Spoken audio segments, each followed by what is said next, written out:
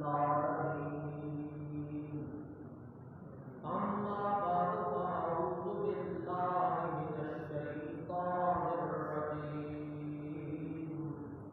بسم الله الرحمن الرحيم فلا أقسم بالخنس الجوار الكنس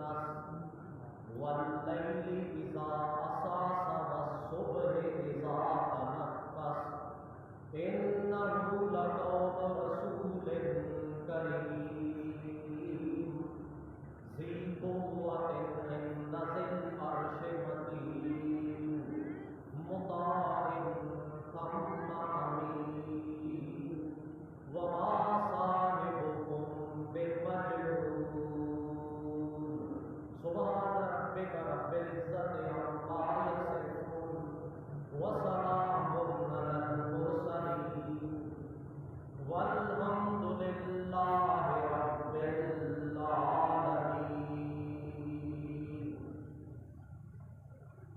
تمام کے تمام انبیاء کرام شیطان اور اس کی تعلیمات کے بالمقابل مبعوث کیے جاتے رہے۔ پیغمبر کا وجود شیطان کی ضد اور نقیض بن کے وارد ہے۔ اللہ کا رسول کتاب اللہ کے ذریعے شیطان کے تمام ہتھ کنڈے اور منصوبے فیل کرتا ہوا اللہ کریم کا دین حق لوگوں کے سامنے ظاہر کر کے غالب رہتا۔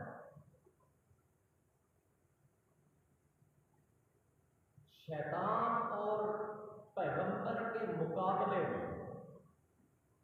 خدائی فیصلہ کیا ہے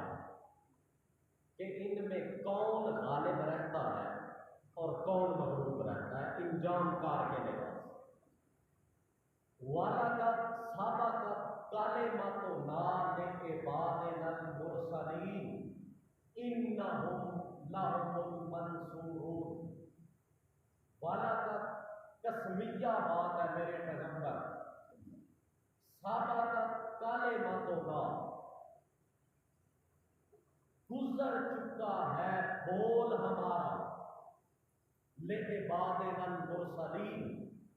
ہمارے بھیجے ہوئے رسولوں کے متعلق۔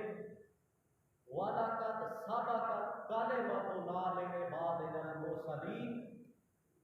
قانون ہمارا مقرر ہو چکا ہے، تقدیر کا یہ فیصلہ لکھ دیا گیا ہے کہ ہمارے جو لعبادنا المرسلین ہمارے جو بندوں میں سے منصب نبوت پہ فائز ہونے والے پیغمبر اور رسول ہوتے ہیں، جو شیطان کی تعلیمات کی تردید کے سلسلے میں مبعوث ہوتے ہیں، انہم لہم المنصورون تحقیق وہ ہمارے پیغمبر ہی غالب رہتے ہیں۔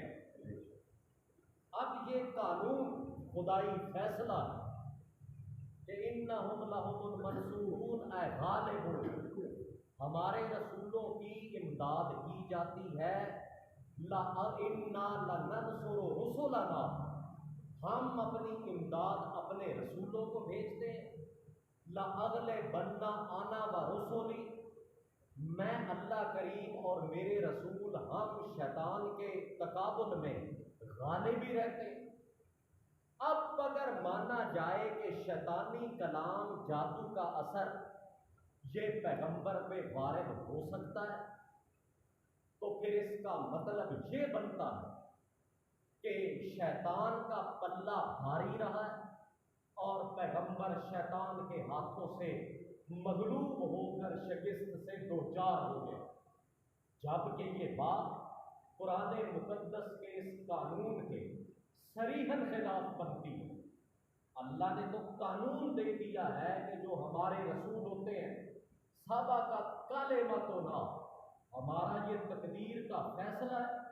کہ انہم لہم المنصورون وہ ہماری طرف سے امداد دیے جاتے ہیں اور وہ غالب رہتے ہیں۔ مگر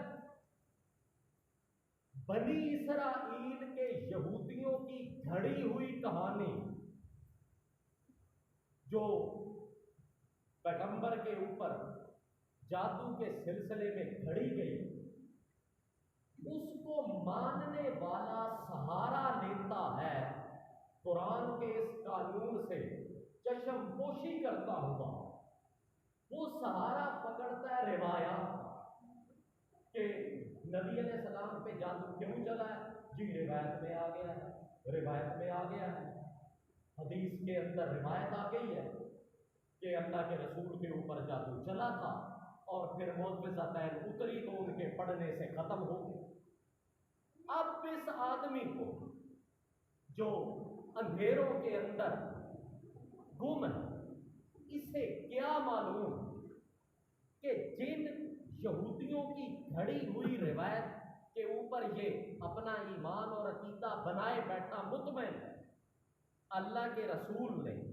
اپنی زندگی کا آخری وعدہ جب باقاعدہ تعلیم و تربیت چل رہی تھی اور آپ مطلب ہے کہ اپنی تعلیمات کو اب مکمل فرما رہے تھے، زندگی کا آخری وعدہ صحابہ کرام سے کیا لیا اور زندگی کی آخری نصیحت اور وصیت کر کے اپنی تعلیم کہاں بند کی؟ صحابہ کرام فرماتے ہیں کان آخر ما عہد الینا ان قال صلی اللہ علیہ وسلم علیکم بکتاب اللہ سترجعون الی قوم یحبون الحدیث انی علیکم بہذا القرآن فانی لن اکذب علی اللہ کان آخر ما عہد الینا، سب سے آخری وعدہ جو لیا اللہ کے رسول نے ہم سے، عہد الینا آخری عہد و پیمان،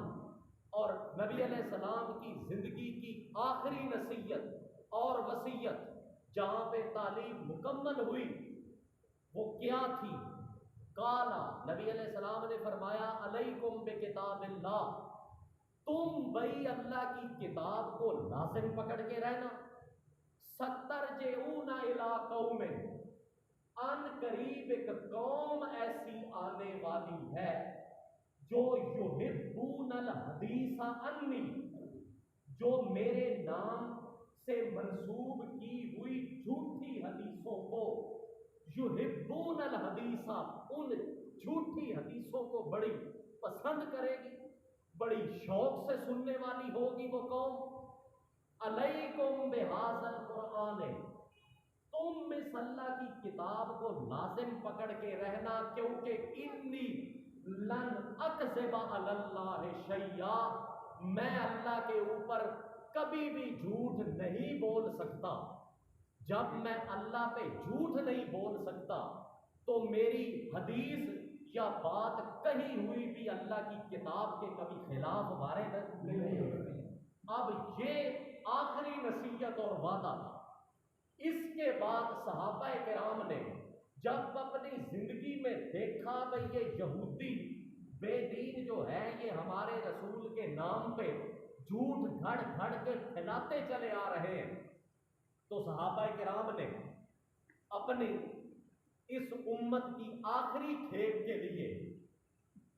کیا پیغام بھیجا کہ ان رجالا یتحدثون احادیث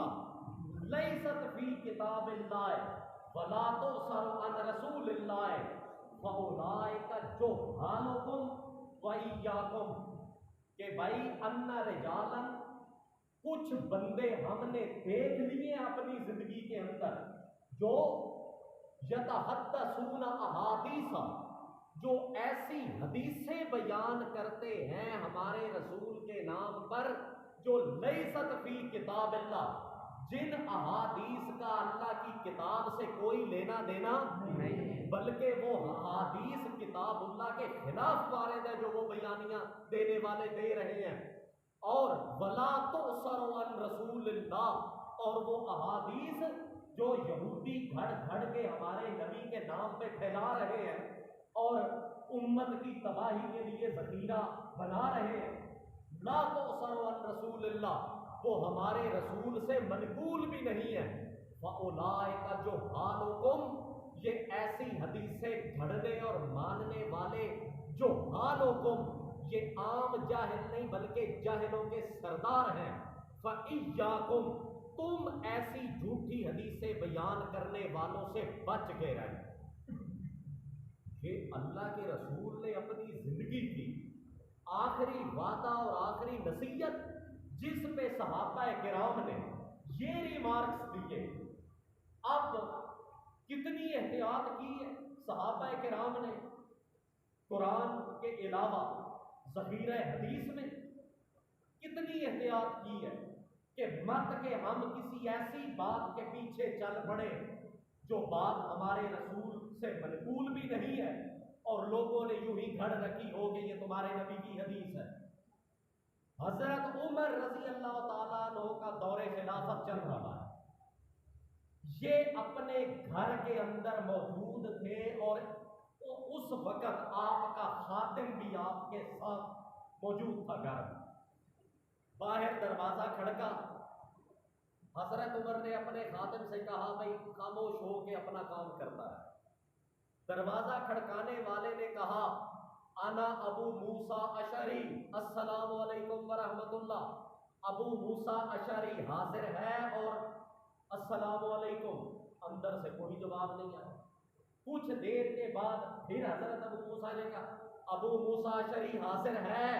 اور السلام علیکم، پھر بھی کوئی جواب نہیں۔ تیسری مرتبہ پھر آپ نے آواز لگائی کہ ابو موسیٰ اشعری موجود ہے اور السلام علیکم، کوئی جواب نہیں آیا۔ حضرت ابو موسیٰ اشعری وہاں سے ہٹے اور چل دیے اپنے کام کی طرف۔ حضرت عمر نے وہ آواز تو پہچان لی تھی نا،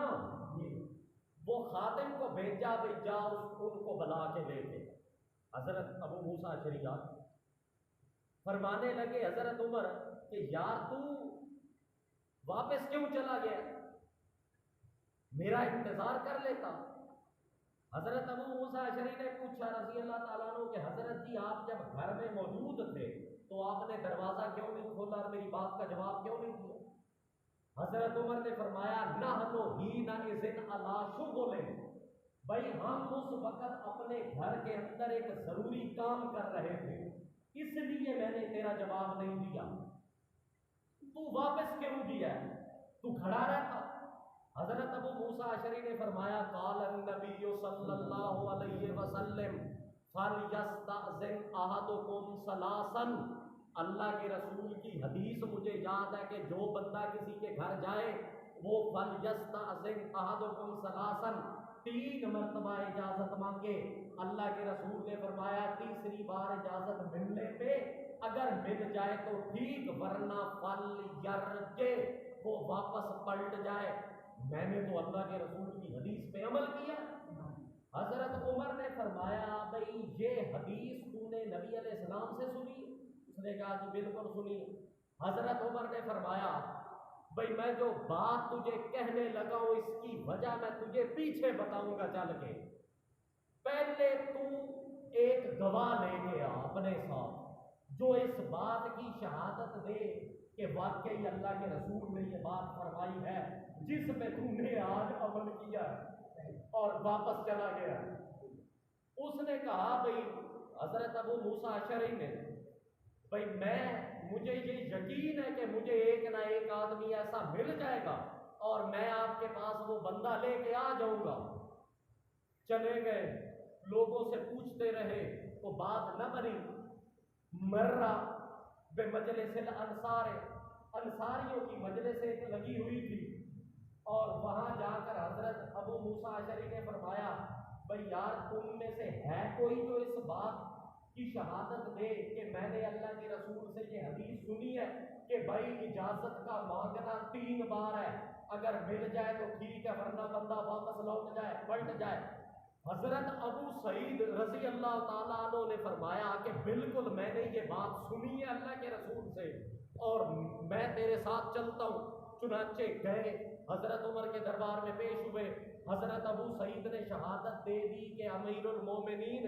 میں شہادت دیتا ہوں کہ یہ ابو موسیٰ اشعری اس حدیث کے نقل کرنے میں سچا، اور یہ بات نبی علیہ السلام نے فرمائی ہے، یہ میں نے نہیں، ایک نہیں، اگر آپ کہیں تو اب آگے ایک تھا، پھر ایک اکیلا اور دو 11 بن جائیں گے، میں اکیلا نہیں، میں 5 7 10 بندے چھانٹ کے اور بھی لے آؤں گا۔ اب حضرت عمر نے فرمایا کہ مجھے اس بات کی تسلی ہو گئی ہے، اب میں وجہ بتاتا ہوں کہ میں نے تجھے بندہ گواہ لینے کے لیے کیوں بھیجا ہے۔ انی لم اتہمکا خشیت ان یتقبل الناس علی رسول اللہ ولکن الحدیث عن رسول اللہ شدید۔ بھائی ابو موسیٰ اشعری، انی لم اتہمکا، میں نے تو تجھے بہتان نہیں لگایا یا تیری میں نے ہجو یا بےزتی نہیں کی، بلکہ ولیکن خشیت ان یتقبل الناس علی رسول اللہ، مجھے اکثر پتہ چلنے لگ پڑا ہے کہ یتقبل الناس، لوگ قول بات، یتقبل الناس علی رسول اللہ، لوگ ہمارے رسول کے اوپر ون سونی باتیں گھڑنے لگ پڑے ہیں اور منسوخ کرنے لگ پڑے ہیں، حالانکہ ولیکن الحدیث عن رسول اللہ شدید، اللہ کے رسول سے روایت اور حدیث نقل کرنا یوں ہی کوئی مذاق نہیں ہے کہ کوئی اٹھ کے بھونک دے کہ روایت میں آیا نبی پہ جادو چل گیا، روایت میں آیا نبی پہ جادو چل گیا، ولیکن الحدیث عن رسول اللہ شدید، اللہ کے رسول کی حدیث نقل کرنے میں بڑی احتیاط سے کام لینا چاہیے، مت کہ بندہ کسی یہودی کی گھڑی ہوئی پیغمبر کے نام پہ منسوب حدیث کو حدیث جانتا۔ اتنی احتیاط کی، اتنی احتیاط کی، کہتے ہیں جی ایک تو واقعہ آیا، یہ جب باپ پورا کبھی آئندہ آپ کے نصیبوں میں ہوا کیا، آمین تے کیا چھڑیا کرو، اللہ تعالی نصیبہ وچ کرے، میں تے حاضر ہے موت تے آخری ٹائم تک، پتہ نہیں تہاڈا ارادہ ہے نا آپ کا موت تک نبھاڑ دا، شاید ہوئے اللہ تعالی شیطان سے محفوظ فرمائے۔ مطلب ہے میں اتنی احتیاط کی ہے، اللہ کریم نے قانون دے دیا ہے اللہ کے رسول نے کہ بھائی علیکم بکتاب اللہ سترجعون الی قوم یحبون الحدیث، تم ایک قوم ان قریب آنے والی ہے جو یحبون الحدیث انی، جو اس کتاب کو چھوڑ کے ہم میری حدیثیں سننی بڑی پسند کرے گی اور میرے نام پہ منسوب گھڑی روایتیں کے اوپر ایمان اور عقیدہ رکھنا پسند کرے گی۔ علیکم بکتاب اللہ، علیکم بہذا القرآن، تم اس قرآن کو کیوں لازم پکڑنا، انی لن اکذب علی اللہ، میں جب اللہ پہ جھوٹ نہیں بول سکتا تو میری حدیث بھی اللہ کی کتاب کے خلاف کبھی وارد نہیں، اور اللہ کی کتاب نے تو قانون اجتماعی دے دیا ہے کہ ہمارا آخری پیغمبر نہیں، پچھلے جتنے انبیاء تھے، وَلَقَدْ سَبَقَتْ كَلِمَتُنَا لِعِبَادِنَا الْمُرْسَلِينَ، ہمارا یہ بول تقدیر میں لکھا ثابت ہو چکا ہے کہ اِنَّهُمْ لَهُمُ الْمَنْصُورُونَ، کہ ہمارے پیغمبر شیطان کے معاملے میں ہارتے نہیں بلکہ غالب بھی رہتے۔ روایت میں آ گیا ہے نبی پاک پہ جادو، اور پچھلی کہانی تسی سن لئی نا، اس کو کیا معلوم کہ جب سے یہ کہانی گھڑی گئی ہے اس وقت سے لے کے آج تک جن نقاد مفسرین اور محدثین نے اس کہانی کا پیچھا کیا ہے، اس کا متن چیک کیا ہے، اس کے راوی چیک کیے ہیں، اس کے گھڑنے والے تک وہ جو پہنچے ہیں، تو پھر انہوں نے اپنی تحقیقاتی پروسیس مکمل کر کے اپنے اپنے الفاظ میں کیا بیانیہ دیا ہے اس روایت کے متعلق۔ ہوں یہ حوالہ جات اب شروع ہونے لگے ہیں اور گنتی تسی نال نال کرتے رہنا، ایک نمبر حوالے تو یہ ساتھ شروع ہونے لگے ہیں، توجہ پوری ہے نا آپ کی؟ اب ہوں لمبا گردان چلنے لگی ہے، محنت بہت کی ہوئی ہے، اس لیے توجہ آپ کی کسی اور طرف نہیں جانی چاہیے، اگر کسی کو نیند آنے لگے تو اجازت ہے اٹھ کے چھٹے مار سکتا ہے۔ حوالہ نمبر 1 حضرت قاضی ابو الفضل ایاس اندلسی، یہ بہت بڑے انڈونیشیا اور اندلس کے رہنے والے بہت بڑے نقاد مفسر اور محدث تھے، انہوں نے ایک تصنیف لکھی، اپنی پوری زندگی کی محنت اور گانا اور زیور ان کا بے تعریف حقوق المصطفیٰ، انہوں نے اپنی کتاب لکھی شان رسول کے متعلق اور بے تعریف حقوق المصطفیٰ، اس کتاب میں انہوں نے اللہ کے رسول کے ذات اور کے حقوق بیان کیے ہیں کہ ہمارے اوپر کیا حق بنتا ہے کہ ہم اپنے نبی کا کی ذات مقدسہ کے بارے میں کیا ذہن اور عقیدہ رکھیں. یہ کتاب شان رسول میں اس میں وہ بیانیاں دیتے ہیں. فالذی یجب اعتقادہ تنزیہ النبی ان یقع خبرہ فی شیء من ذلک بخلاف مخبرہ لا عمدا ولا سہوا ولا غلطا انہ معصوم من ذلک فی حال رضاہ و فی حال صحتہ و جدہ و مزحہ و صحتہ و مرضہ فإن أخباره لم يرد في شيء منها استدراكه لغلط في قول قاله أو اعترافه بوهم في شيء أخبر به فالذي يجب اعتقاده تنزیہ النبی. پیغمبر پاک محمد صلی اللہ تعالی علیہ وسلم کی ذات کی نظافت اور پاکیزگی اور صفائی میں یجب اعتقادہ کون سا عقیدہ ایک عام بندے پہ رکھنا واجب اور لازمی ہے. وہ یہ عقیدہ ہے کہ آئین یقع خبرہ فی شیء من ذالک بخلاف مخبرہ کہ اللہ کے رسول کی دی ہوئی خبر اور بات اور بول بے خلاف مخبرہ وہ قطعاً آنے والے وقت میں خلاف واقعہ ثابت ہو سکتا ہی نہیں. لا عمدن نہ تو آپ جان بوجھ کر آپ ایسی بات کر سکتے ہیں جو بعد میں غلط ثابت ہو. ولا سہون نہ بھول کے آپ خلاف واقعہ خبر دے سکتے ہیں. لا عمدن ولا سہون ولا غلطن جان بوجھ کر بھی آپ کوئی ایسی بات نہیں کر سکتے جو بعد میں غلط ثابت ہو. انہ معصوم من ذالک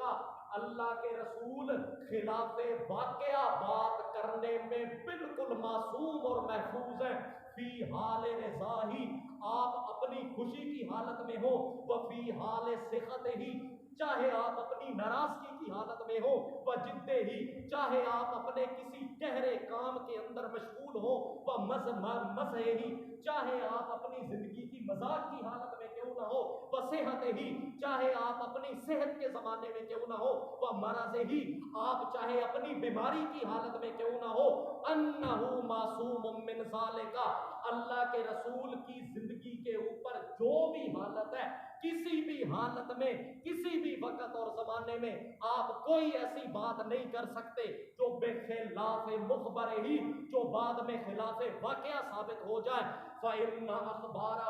محمد الرسول اللہ کی جو خبریں ہیں اللہ کے رسول کے جو بول ایک مرتبہ زبان سے نکل گیا لم یرد فی شیء منها استدراکہ ان میں کوئی ایک بھی بات ایسی نہیں ہے زبان نبوت سے نکلنے والی منہا استدراکہ جس کا بعد میں تدارک کرنا پڑا ہو جس کی بعد میں تصحیح کرنی پڑی ہو. او اعترافہ بوہم فی شیء اخبر بہ جس طرح عام بندوں کی عادت ہے کہ وہ بولتے نظر آتے ہیں کہ یار میرے پہلے خیال میں کچھ تھا اور بعد میں نکلا کچھ ہے. او اعترافہ بوہم آپ کا زندگی میں جو گفتگو آپ نے فرمائی ہے ایک مرتبہ بھی آپ نے اپنے وہم کے غلط ہونے کا اعتراف ایک مرتبہ بھی نہیں کیا بلکہ جو فرمایا ہے منو ان حق اور سچ تھا. سبحان اللہ.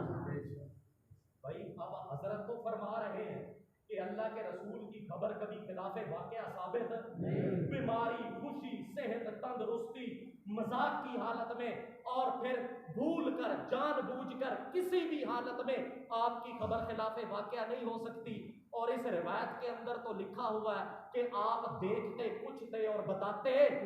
آپ کرتے کچھ تھے اور بعد میں بتاتے. حضرت قاضی ابو فضل اندلسی فرماتے ہیں اللہ کے رسول کا حق ہے عامی کے اوپر کہ وہ یہ عقیدہ رکھے کہ آپ کی خبر خلاف واقعہ نہیں ہو سکتی اس لیے یہ روایت ماننے کے قتل قابل. آگے چلیے. امام ابو منصور ماتریدی قرآن کا نمبر پیچھے آئے گا انشاءاللہ. امام ابو منصور ماتریدی اور امام ابو بکر عاصم کوفی یہ دو آدمی حضرت امام ابو حنیفہ رحمۃ اللہ تعالی علیہ کے مین شاگردوں میں سے ہیں اور آپ کی تعلیمات کو محفوظ کرنے میں سر فہرست ہے امام ابو منصور اور امام ابو بکر عاصم۔ یہ دونوں مشترکہ بیانیہ جاری کرتے ہیں کہ بھائی جس روایت کے اندر آیا ہے کہ نبی پاک پہ جادو چلا ہے، نبی پہ جادو چل گیا ہے، آپ کی قوت یادداشت کمزور پڑ گئی، دیکھتے کچھ تھے، بتاتے کچھ تھے، کرتے کچھ تھے، بتاتے کچھ تھے۔ ان حدیث السحر المروی متروکن لما یلزمہ من صدق قول الکفرۃ انہ علیہ الصلوۃ والسلام مسحور فاذا هو مخالف لنص القرآن العظیم۔ ان حدیث السحر المروی، وہ جو جادو والی روایت جو نقل کی گئی ہے، متروکن، وہ قطعاً ناقابل قبول ہے، اس کو ماننے کی اجازت نہیں ہے۔ کیوں ماننے کی اجازت نہیں ہے؟ لما یلزمہ من صدق قول الکفرۃ، بھئی اس کے ماننے سے تو کافروں کا بول سچا لازم آتا ہے۔ روایت میں بھی ہے کہ نبی پہ جادو چلا ہے، مکے والے کافر بھی کہتے تھے ان تتبعون الا رجلا مسحورا، کہ نبی پہ جادو چلا ہے۔ لما یلزمہ من صدق قول الکفرۃ، چونکہ اس روایت کے ماننے سے کافروں کی بات سچی بنتی ہے، اور یہ روایت فَإِذَا هُوَ مُخَالِفٌ لِنَصِّ الْقُرْآنِ الْعَظِيمِ، یہ قرآن پاک کی نص کے بھی خلاف ہے۔ قرآن مقدس میں نص ہے کہ إِنَّهُ لَا يُفْلِحُ السَّاحِرُ حَيْثُ أَتَىٰ، جادوگر پیغمبر کے مقابلے میں جب کامیاب نہیں ہو سکتا۔ یہ قرآن کی نص ہے، یہ روایت اس قرآن کی نص کے چونکہ خلاف ہے، اس لیے ماننے کی اجازت ہے نا۔ آگے چلیے، حوالہ نمبر 3۔ سارے علم دا بیڑا غرق ہی اچھا جی، حوالہ نمبر 3 جناب، یہ تو اردو زبان میں ہے۔ سید محمد قطب شہید مصری رحمت اللہ تعالیٰ علیہ، انہوں نے اپنی تفسیر لکھی ہے جس کا نام ہے تفسیر ظلال القرآن، کہ میں نے یہ جو تفسیر لکھی ہے یہ قرآن کے سائے میں ہی لکھی ہے، قرآن پاک کے معنی سے ہی میں نے یہ لکھی ہے۔ یہ اپنی اس تفسیر میں فرماتے ہیں کہ بھائی یہ جو روایت اردو میں اندر ہے وہ تو عام مل جائے گی، یہ آپ کو سارا کچھ مل جائے گا، آپ پریشان ہونے کی ضرورت۔ ایک مصیبت ہے بھائی، یہ مقتدی حضرات جڑے نا انہاں دی ایک اور بھی نفسیات ہے، یہ جب یہاں بیٹھ کے سن رہے ہوتے ہیں تو انہاں دے دماغ چلتا ہے بھائی ہاں کبھی ہمارے پاس بھی یہ ذخیرہ ہو نا، تاکہ ہم بھی باہر چوک میں ولایت کبھی ہمیں بھی مل پڑے اور ہم بھی پھٹ پڑے ایسے۔ پہلے سمجھو گے تو پھٹو گے، یہ سارا لکھا مل جائے گا آپ کو، آپ پہلے جو ہے سمجھ لیں۔ آپ پہلے سید محمد قطب شہید مصری رحمت اللہ تعالیٰ علیہ، انہوں نے فرمایا کہ میرے نزدیک یہ جادو والی روایت کیوں غلط ہے، اس کی وجہ کیا ہے؟ تمام مسلمانوں کا متفقہ عقیدہ ہے کہ پیغمبر معصوم عن الخطا ہوتا ہے، وہ اپنے قول فعل میں کوئی غلطی نہیں کھا سکتا، اور اس روایت میں تو صاف لکھا ہوا ہے کہ اللہ کے رسول کو خطا لگتی تھی، آپ بیچتے کچھ تھے، بتاتے کچھ تھے۔ چونکہ یہ روایت مسلمانوں کا عقیدہ کہ پیغمبر گناہوں سے اور خطاؤں سے محفوظ ہوتے ہیں، یہ روایت چونکہ مسلمانوں کے مجموعی عقیدے کے خلاف ہے، اس لیے یہ میری سمجھ سے بالا تر ہے، یہ ماننے کے قابل نہیں ہے۔ حضرت سید قطب شہید نے اپنے الفاظ میں یہ بیانیہ جاری کیا اور سب سے خوبصورت انداز اپنایا۔ امام ابو بکر جساس رازی حنفی، بغداد کا بہت اونچا نام ہے، اور مطلب ہے کہ انہوں نے اپنی تفسیر لکھی احکام القرآن عربی کے اندر، بہت بڑے نقاد محدث اور مفسر، اور قرآن پاک کے مسائل میں گہرائی کے سمندر سے گہرائی کے اندر جا کر مسائل نکالنے والے، بغداد کی مشہور ترین شخصیت جانی پہچانی۔ ان سے پوچھا کہ حضرت جی، امام ابو بکر رازی جساس ان کا نام ہے، پوچھا گیا بھئی یہ جو روایت ہے جس میں آیا ہے نبی پاک پہ جادو چلا ہے، حضرت جی اس کے بارے میں آپ کا کیا خیال ہے؟ حضرت امام ابو بکر جساس رازی نے فرمایا کہ میرے جو زمانے کے لوگ ہیں نا، جن میں رہ رہا ہوں اور جن کو میں تبلیغ کرتا ہوں، فَيُصَدِّقُونَهُ، یہ جادوگروں کی باتوں کو اب ماننے لگ پڑے ہیں۔ میرے زمانے کے جو لوگ ہیں یہ جادوگروں کی شوبدہ بازیوں کو، کارستانیوں کو یہ مانتے ہیں۔ چلو انہوں نے جو بھی حرام کیا ہے اور جو کچھ بھی انہوں نے جادوگروں کا مانا ہے،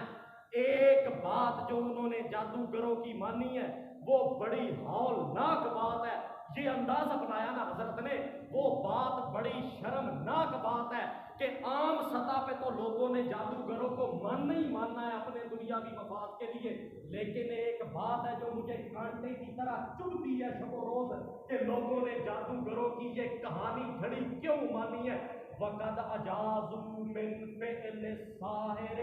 مَا هُوَ أَتَمُّ مِنْ هَذَا وَأَفْضَلُ أَنَّهُمْ زَعَمُوا أَنَّ النَّبِيَّ سُحِرَ وَأَنَّ السِّحْرَ عَمِلَ فِيهِ وَقَدْ قَالَ اللَّهُ تَعَالَى مُكَذِّبًا لِلْكُفَّارِ إِن تَتَّبِعُونَ إِلَّا رَجُلًا مَسْحُورًا مِثْلُ هَٰذِهِ الْأَخْبَارِ مِنْ وَضْعِ الْمُلْحِدِينَ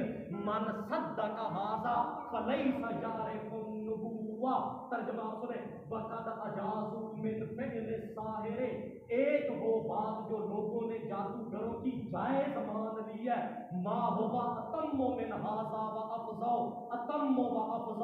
وہ بات بڑی شرمناک اور ہولناک بات ہے۔ ذالکا، وہ بات یہ ہے کہ انہم زعموا، ان لوگوں نے جادوگروں کی اس کہانی پہ یقین کر لیا کہ ان النبی سحر، کہ نبی علیہ السلام پہ جادو کیا گیا، وان السحر عمل فیہ، اور جادو نے آپ کے اندر اثر بھی کر ڈالا۔ یہ جو بات لوگوں نے جادوگروں کی مانی ہے یہ مجھے کانٹے کی طرح چبھتی ہے۔ وقد قال اللہ تعالیٰ فی مکذبا للکفار، حالانکہ اللہ نے تو کافروں کو جھٹلاتے ہوئے کہا ہے، ان تتبعون الا رجلا مسحورا، کہ یہ تو کافر بولتے ہیں کہ نبی پہ جادو چلا ہے۔ اس لیے یہ بات بڑی ہولناک اور شرمناک بات ہے۔ من مثل هذه الاخبار من وضع الملحدین، امام ابو بکر رازی جساس، مثل هذه الاخبار، یہ جتنی کتابوں میں جو کچھ یہ جادو کے نام پہ کھڑا ہوا ہے، من وضع الملحدین، یہ حدیث میں ہیرا پھیری کرنے والے بے ایمانوں نے گھڑا ہے۔ من صدق ھذا، جو اس روایت کو مانتا ہے، جو یہ بات مانتا ہے کہ روایت میں آیا نبی پہ جادو چل گیا، نبی پہ جادو چل گیا، لیس یعرف النبوہ، وہ نبوت کے مقام کو نہیں پہچانتا، اسے یہ نہیں علم کہ منصب نبوت پہ فائز المرام ہونے والے پیغمبر کے نزدیک جادو نام کی کوئی چیز آ سکتی۔ کیا سمجھ آ رہی؟ جی اور ختم نہیں ہو رہی۔ حوالہ نمبر کتنا؟ چوتھا۔ پنجواں حوالہ نمبر 5 آپ دیکھیں، علامہ محمد حسین صافی، یہ انہوں نے اپنی کتاب لکھی ہے التفسیر والمفسرون، بہت بڑے چوٹی کے عالم تھے، اور مطلب یہ ہے کہ انہوں نے، ان کا بڑا نام ہے علماء کی کمیونٹی میں، اور پھر پرانے وقتوں کے گزرے ہوئے ہیں، وہ آج کے بھی نہیں ہیں۔ علامہ محمد حسین صافی نے اپنی کتاب التفسیر والمفسرون میں یہ لکھا ہے کہ اما ما روی من الاخبار، اما ما روی من الاخبار انہ فعل ولم یفعلہ او لم یفعل ما فعلہ فاخبار مفتعلۃ لا یلتفت الیہ، اما ما روی من الاخبار ان النبی سحر، جو روایتوں کے اندر نقل کیا گیا ہے کہ ان النبی سحر، اللہ کے رسول پہ جادو کیا گیا، وَأَنَّهُ فَعَلَ مَا لَمْ يَفْعَلْهُ، وہ بتاتے تھے ایک کام کے متعلق کہ میں نے کیا ہے حالانکہ وہ کیا نہیں ہوتا تھا، او لم يفعل ما فعلہ، یا اپنے کیے ہوئے کام کے متعلق بتاتے تھے کہ میں نے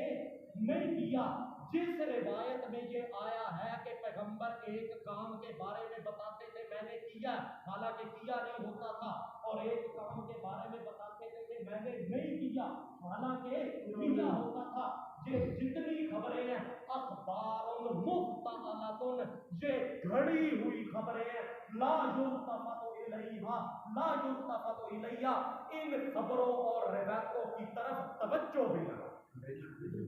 یہ انہوں نے اپنے انداز کے اندر فرما دیا۔ آگے چلیے جناب، سرزمین مصر کے علماء میں سے علماء کے چیف اور ٹاپ آف دی لسٹ عالم حضرت امام محمد عبدہ الاول مصری، یہ علماء کے چیف مانے جاتے ہیں، اور اپنے وقت میں عیسائیوں کو مناظروں اور مقابلوں کے اندر عیسیٰ علیہ السلام کی معبودیت پہ جب عیسائی ان سے ملاقات کرنے آتے اور مسائل میں بحث کرتے، حضرت ان کو لاجواب یوں کیا کرتے تھے کہ عیسائی اپنی لائی ہوئی کتابیں چھوڑ کر بھاگ جایا کرتے تھے، وہ بعد میں کتابیں حضرت کے کتب خانے میں آیا کرتی تھی۔ اتنے بڑے عالم علماء کے چیف، ان کا لقب بھی ہے ملک مصر کی نسبت سے امام مصر، امام محمد عبدہ الاول مصری۔ ان سے پوچھا گیا حضرت جی یہ جو آیا روایت میں کہ نبی پاک نے جادو کر دیا، آپ کا اس کے بارے میں؟ حضرت نے کہا میں اپنی تحقیق کر رہا ہوں، جب مکمل ہوئی تو بتاؤں گا۔ اپنی تحقیقاتی تفصیل مکمل کر کے حضرت امام محمد عبدہ الاول نے باقاعدہ اعلامیہ جاری کیا کہ بھائی بات سن لو، الذی یجب اعتقادہ ان القرآن مکتوب بہ ویجب اعتقادہ بما یثبتہ وعدم الاعتقاد بما ینفیہ وان وقد جاء بنفی السحر عنہ صلی اللہ علیہ وسلم فاذا هو لیس بمسحور الذی یجب اعتقادہ۔ اس بات کا عقیدہ رکھنا واجب ہے کہ ان القرآن مکتوب بہ، قرآن پاک اس جادو والی گھڑی کہانی کو کاٹ کے پرے پھینک رہا ہے۔ یجب الاعتقاد بما یثبتہ، جو عقیدہ قرآن سے ثابت ہے اس کو ماننا فرض ہے۔ عدم الاعتقاد بما ینفیہ، اور قرآن جس چیز کی نفی کرے اس کو ماننا لازم ہے۔ وقد جاء بنفی السحر عنہ صلی اللہ علیہ وسلم، قرآن پاک پیغمبر سے جادو کی نفی کے سلسلے میں وارد ہوا ہے۔ فاذا هو لیس بمسحور قطعا، اس لیے میرا ایمان اور عقیدہ ہے کہ فاذا هو لیس بمسحور، اللہ کے رسول کے اوپر کوئی جادو نام کی چیز اثر کر سکی نہیں۔ کتنے والے؟ حوالہ نمبر 7 جناب، ان کے شاگرد حضرت امام محمد عبدہ الاول کی مسند پہ بیٹھنے والے، ان کے شاگرد حضرت علامہ محمد رشید رضا مصری، حضرت کی تعلیمات کو مطلب یہ ہے کہ آگے پھیلانے والے، اور ان کے شاگردوں میں سے شاگرد اول حضرت علامہ رشید رضا مصری رحمت اللہ تعالی علیہ، ان سے پوچھا گیا کہ حضرت جی آپ کا کیا خیال ہے کہ اس روایت میں جو آیا ہے کہ نبی پہ جادو چلا ہے، نبی پہ جادو چلا ہے، آپ کا اس کے بارے میں کیا خیال ہے؟ حضرت نے فرمایا کہ میرے جو استاد محترم تھے انہوں نے تو فرمایا ہے کہ روایت کا جو متن ہے، جو معنی ہے، وہ قرآن کے خلاف ہے، اس لیے یہ روایت ماننے کے لائق نہیں۔ میری سنو، انہا شامن راول حدیث مت انہا شامن راول حدیث مطعون فیہ ان ابیہ، انہا شامن راول حدیث ان ابیہ مطعون فیہ من کثیر من ائمۃ الجرح والتعدیل، کہ میں نے اس روایت کے راوی کو پرکھا ہے، اس کا میں نے پیچھا کیا ہے۔ انہا شامن راول حدیث، اس جادو والی روایت کا جو مرکزی راوی ہے جس کا نام ہشام بن عروہ ہے، جو اپنے باپ کے نام پہ جھوٹ بول کے یہ روایت گھڑتا ہے کہ نبی پہ جادو چلا ہے، مطعون فیہ، یہ بندہ تانا دیا گیا ہے، من کثیر من ائمۃ الجرح والتعدیل، حدیث کی جانچ پڑتال اور جرح کرنے والے، من کثیر من ائمۃ الجرح والتعدیل، حدیث کی جانچ پڑتال کرنے والے، من کثیر ان اماموں میں سے اکثر علماء نے مطعون فیہ، اس کو تانا دیا ہے کہ اس نے یہ روایت اپنے باپ کا نام لے کے جھوٹ گڑی ہے، اس لیے ماننے کے قابل نہیں۔ انہوں نے یار سمجھ آ رہی ہے، بات سمجھ رہے؟ آگے چلیے جناب، مطلب یہ ہے بھائی بہت ایک کو ایک حوالہ ہے، معلوم ہوا انہوں کا دماغ ہی مریا آیا، ان کو پتہ ہی نہیں ہے کہ پیچھے ذخیرہ علم میں ہے کیا اور کیا نہیں ہے. ان کو شیطان نے ایک چوک دی ہے. روایت میں آ کے نبی پہ جادو چلا، روایت میں آ کے نبی پہ جادو چلا. اس لیے حضرت علامہ زبیر علی زئی یہ بھی پرانے عالم ہو گزرے ہیں، بہت بڑے نقاد محدث تھے. انہوں نے فرمایا انہ شامن حدث عن ابیہ مما کان یسمعہ من غیر ابیہ وہذا هو التدلیس. حضرت علامہ زبیر علی زئی بیانیہ دیتے ہیں کہ انہ شام بن یہ جو عروہ ہے جو اس روایت کا مرکزی راوی ہے، حدث عن ابیہ یہ اپنے باپ کے نام پہ وہ جھوٹ بکتا ہے نبی کے ذمے. مما کان یسمعہ من غیر ابیہ یہ سنتا اپنے باپ کے علاوہ کسی سے ہے، کہانیاں گھڑی ہوئی اور اپنے باپ کا نام لے کے روایت نقل کر دیتا ہے. ھذا ھو التدلیس یہی تو حدیث کے اندر ہیرا پھیری ہے. ایسے ہیرا پھیری کرنے والے کی جادو والی روایت قابل قبول ہو گئے. مقصد عرض کرنے کا یہ ہے بھائی یہ پچھلے وقتوں اور زمانوں کے اندر جتنے نقاد محدث اور مفسرین گزرے ہیں ان تمام کا مشترکہ بیانیہ آپ کے میں اب سن لیا کہ ان تمام محدثین نے بڑی سختی کے ساتھ رد کر دیا کہ یہ کہانی بنی اسرائیل کے یہودیوں کی کھڑی ہوئی ہے کہ نبی پہ جادو چلا ہے. اس کو مسلمان آدمی کا اس روایت سے کو لینا دینا لو جناب ہے. پکی پکائی وہ ہمارے امام صاحب جو تھے نا وہ ایک بات کہا کرتے تھے بھائی آپ جو ہے نا خود تو محنت کرتے نہیں مگر اگر کسی کو پکی پکائی ہے پتر ہونے والا رستے پکی بھی نہیں کھا سکتا. اس لیے یہ پکی پکائی محنت آپ کو دی جا رہی ہے. ایک کاپی آپ رکھیں گے ایک آپ ان کو دے دیں آپ کو کسی کو ضرورت ہو اگر ان چیزوں کی تو جو لے کے کاپی کرا سکتے. مطلب عرض کرنے کا یہ ہے بھائی مطلب ہے کہ روایت میں آیا ہے کہ نبی علیہ السلام پہ جادو چلا ہے. جناب اللہ کریم کے رسول نے صاف قانون دے دیا ہے کہ میری بات کبھی بھی خلاف قرآن ہو سکتی نہیں. یہ بھی قانون قرآن وہ پچھلا جو آپ نے سنا ہے وہ تو اللہ کے رسول نے فرمایا کہ انی لن اکذب علی اللہ شیئا میں چونکہ اللہ پہ کوئی جھوٹ بول نہیں سکتا اس لیے میری روایت اور حدیث قرآن کے خلاف. اب یہی بات اللہ نے قرآن پاک کے اندر حضرت محمد اور رسول اللہ کی زبانی بھی بتا دی ہے کہ میرے پیغمبر کی حدیث کبھی میری کتاب کے خلاف نہیں. اور یہ جو بکواس ہے یہ تو سارے کا سارے قرآن پاک کے خلاف ہے. 5 آدمی آئے نا سنی ہوئی آیت آپ نے مکے والے 5 آدمی انہوں نے کہا بڑے سرداروں میں سے 5 بڑے اور آ کر کہنے لگے وہ سن رکھا ہے آپ نے ایتے بے قرآن غیر حاصا او بدل ہو ایتے بے قرآن غیر حاصا.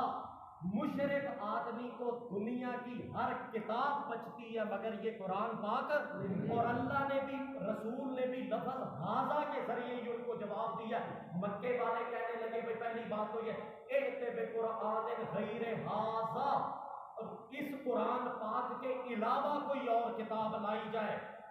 ہمیں یہ قرآن پاک منظور. کہتے بے قرآن غیر حاضا اور کوئی کتاب لائی جائے. پھر وہ اپنی مجلسوں میں بیٹھ کے پتہ کیا کہا کرتے تھے بھائی لفظ اس آیت میں آپ نے سنا نا ایک بے قرآن غیر حاضا کا لفظ ہے. وہ کافر اپنی مجلسوں میں بیٹھ کے کہا کرتے تھے قال الذین کفروا لا تسمعوا لہذا اور ایک بے قرآن غیر حاضا لا تسمعوا لہذا القرآن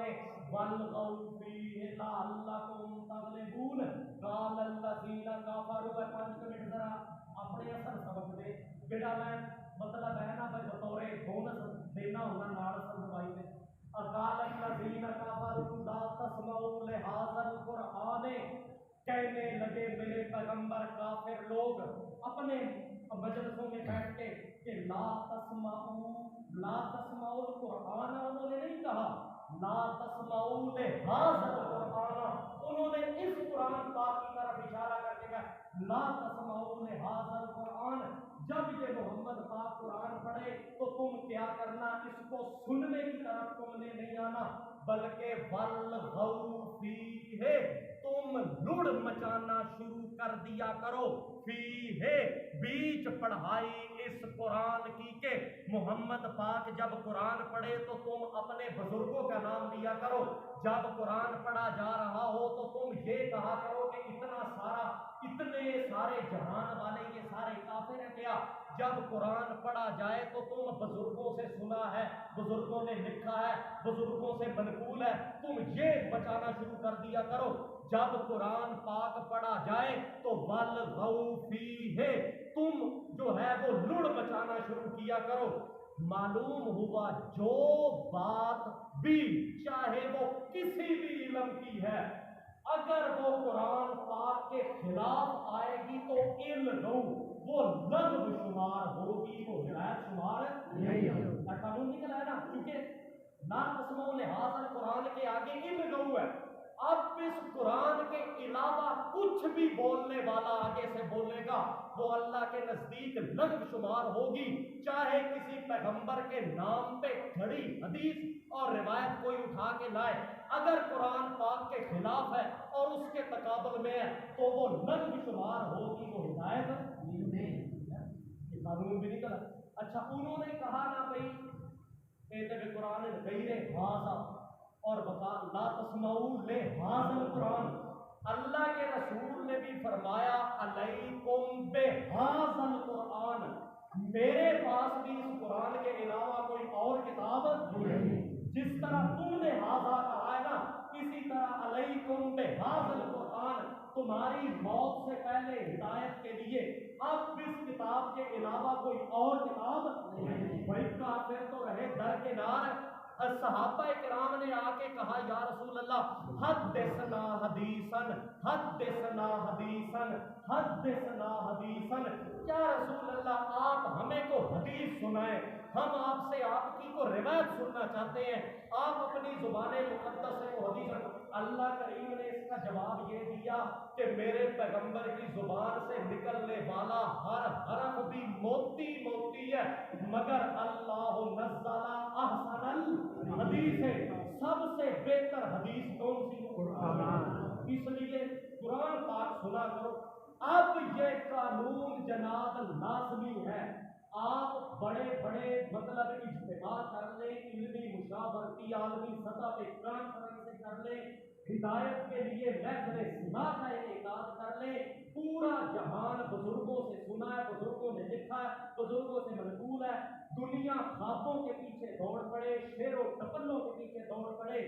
جب تک کتاب اللہ کا ادب اور احترام اس کے سینے میں نہیں ہے اس وقت تک غائب سے آسمانی ٹلی کیا کھڑک رہی ہے، نہیں یہتدوا اذا ابدا نہیں یفلحوا اذا ابدا، قیامت تک یہ بندہ کبھی ہدایت کے راستے پہ آ سکتا نہیں۔ قرآن پاک سن کے الٹے سوال کرنے کی اجازت، تعبیرات کا راستہ نکالنے کی اجازت،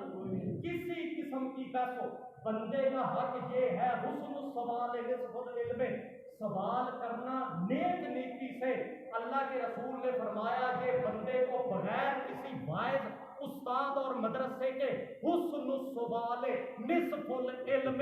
خوبی سے سوال کرنا، اچھی نیت سے سیکھنے کی نیت سے سوال کرنا، اس کو حق طے کرنے والے کا نصف العلم، بغیر کسی مدرسے کے اللہ کے رسول فرماتے ہیں بندہ آدھا عالم بن جائے۔ لوگوں کی جو عادت ہوتی ہے نا چوک میں کھٹوں پہ بیٹھے ہوئے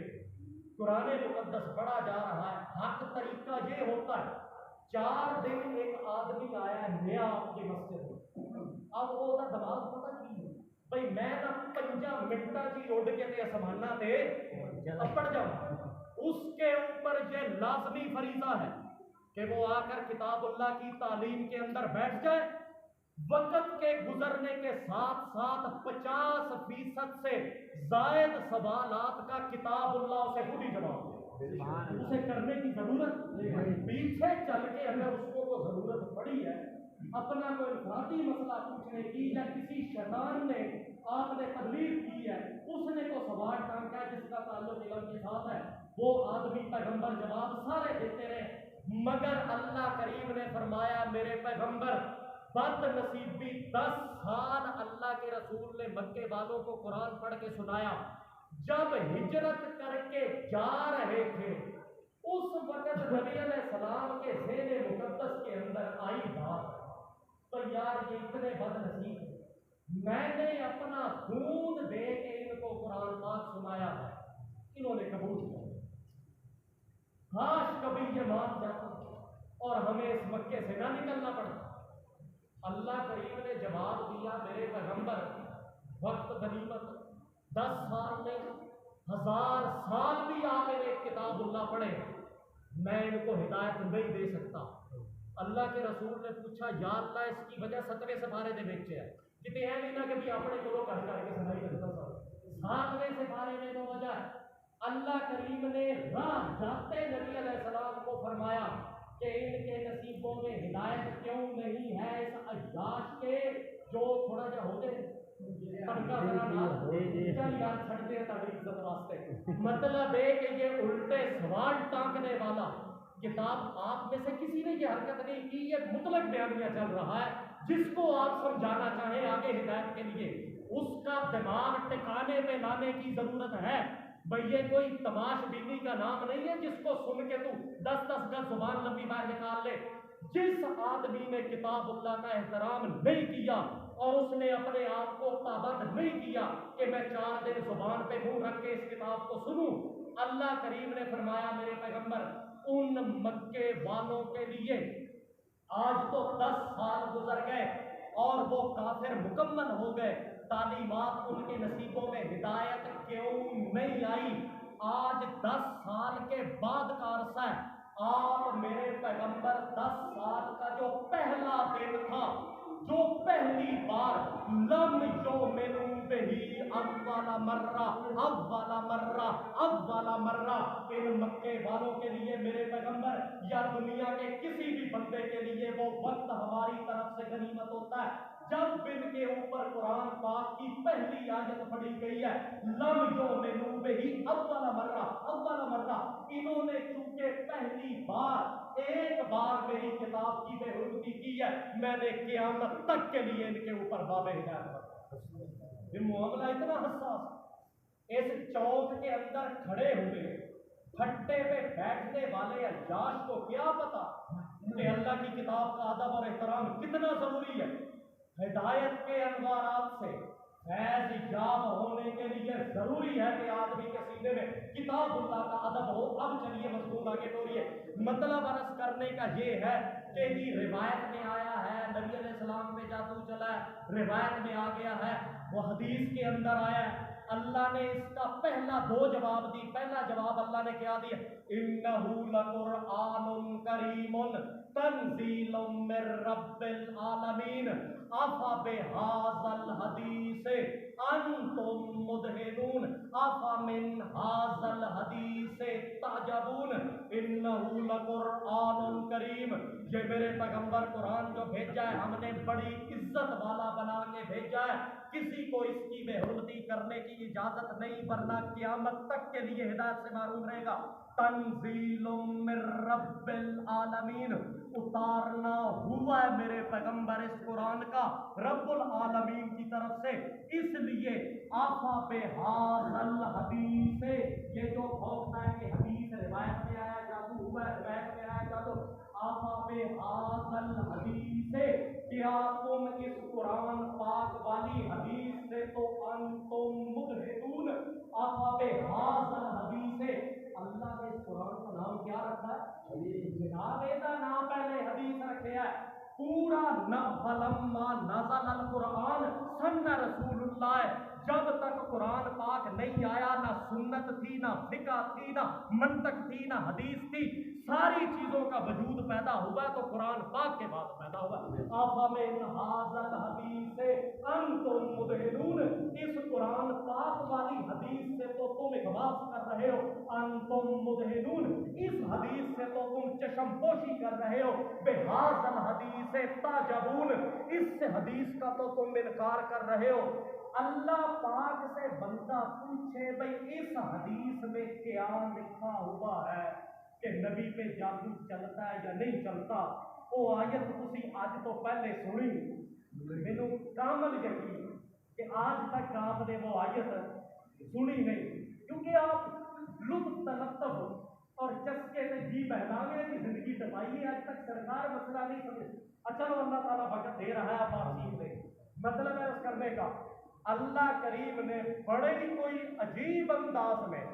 جہاں کافروں کے ہاتھ نہیں پیر بھی کھڑے ہو جاتے ہیں اس آیت کے آگے، کہ اللہ نے کس انداز سے ثابت کیا ہے کہ میرے رسول کے اوپر جادو کیسے نہیں چلتا۔ فلا اقسم بالخنس الجوار الکنس واللیل اذا عسعس والصبح اذا تنفس انه لقول رسول کریم ذی قوت عند ذی العرش مکین مطاع ثم امین وما صاحبکم بمجنون وما صاحبکم بمجنون فلا اقسم بالخنس، میرے پیغمبر مجھے قسم ہے، وہ ترے قسمہ تے پچھلی باری سنیے یاد ہے کہ یہ ترے اور دے یہ اور دے رہا ہے فلا اقسم، تو ایسا نام مراد ہے بھی کو پانی دے کو پیا چھڑ سجے جو پاسے بیٹھا ہے لا اللہ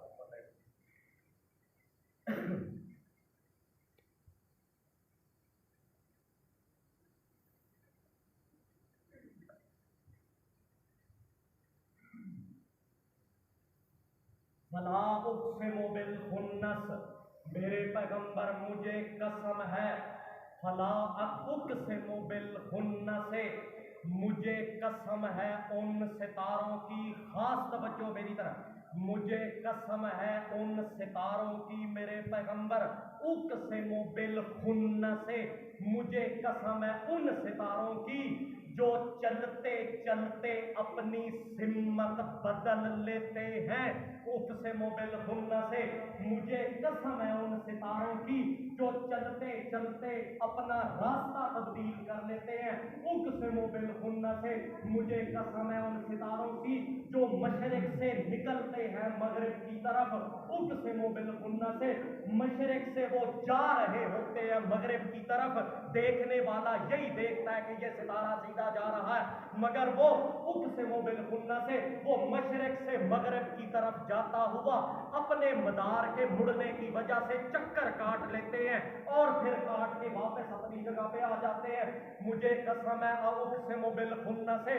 ایک تو مجھے قسم ہے ان ستاروں کی جو چلتے چلتے مدار میں اپنی سمتیں تبدیل کرتے اپنے مقام پہ پہنچ جاتے ہیں، کہیں نہیں گم ہوتے، کہیں نہیں ضائع ہوتے، وہ سمتیں بدل کر واپس اپنے مدار کے مقام ابتدا پہ آ جاتے ہیں، اقسم بالخنس سے، ایک تو مجھے ان ستاروں کی قسم ہے، دوسرا الجوار الخنس، دوسرا مجھے الجوار، مجھے ان ستاروں کی قسم ہے جو سیدھے ہی چلتے رہتے ہیں، وہ اپنا راستہ تبدیل نہیں کرتے، بعد میں اقسم بالخنس الجوار، مجھے ان ستاروں کی قسم ہے جو سیدھے چلتے رہتے ہیں،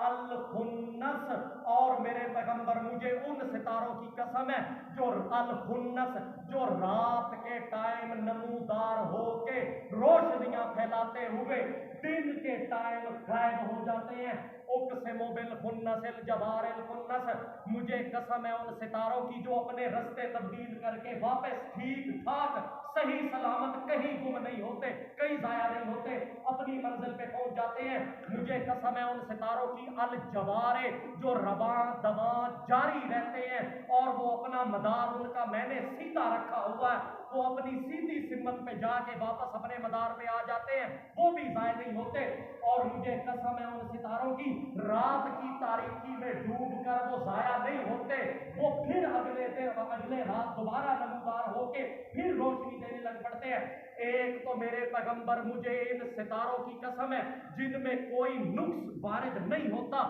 یہ بالکل صحیح سلامت رہتے ہیں، واللیل اذا عسعس، ایک قسم ہو گئی. دوسری قسم واللیل اذا عسعس، مجھے اس رات کی قسم ہے، اذا عسعس، جب وہ رات اپنا اندھیرا لا کر گہری تاریک ہو جاتی ہے. دوسری قسم سمجھ آگے. والصبح اذا تنفس،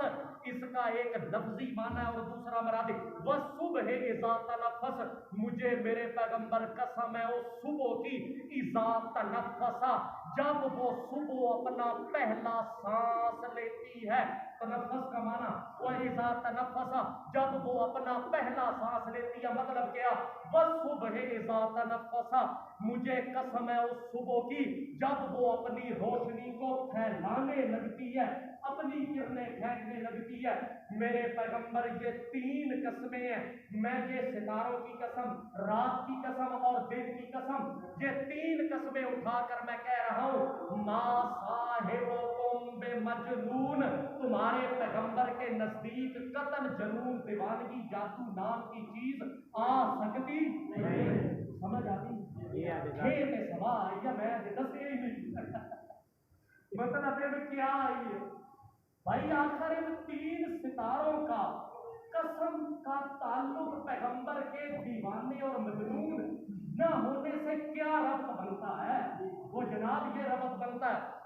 اللہ نے فرمایا میرے پیغمبر مجھے قسم ہے ان ستاروں کی جو اپنے مدار سے چلتے ہیں، چاہے وہ ستارے رستہ بدلنے والے ہوں یا سیدھا مدار میں چلنے والے ہوں، وہ اپنا چکر کاٹ کے واپس آ جاتے ہیں. کبھی کوئی ستارہ اپنے مدار سے کبھی دائیں بائیں ہٹتا کسی کو معلوم آج تک نہیں ہوا. اس لیے میرے پیغمبر واللیل اذا عسعس، مجھے اس رات کی قسم ہے جب وہ اپنا اندھیرا لا کر تاریک ہو جاتی ہے. والصبح اذا تنفس، مجھے اس دن کی قسم ہے جو اپنی روشنی پھیلاتی ہے. جس دن سے توجہ، جس دن سے میں نے یہ کائنات بنائی ہے اس دن سے لے کر اے میری بنائی ہوئی خدائی مشینری، شب و روز، لیل و نہار، صبح و شام، دن رات، اور اس ستاروں میں ایک لمحے جتنا بھی کوئی نقص اور خرابی پیدا نہیں ہوئی. نہ ان کو تیل دینا پڑا ہے، نہ یہ گھسٹ چلتے چلتے گھسٹ جاتے ہیں،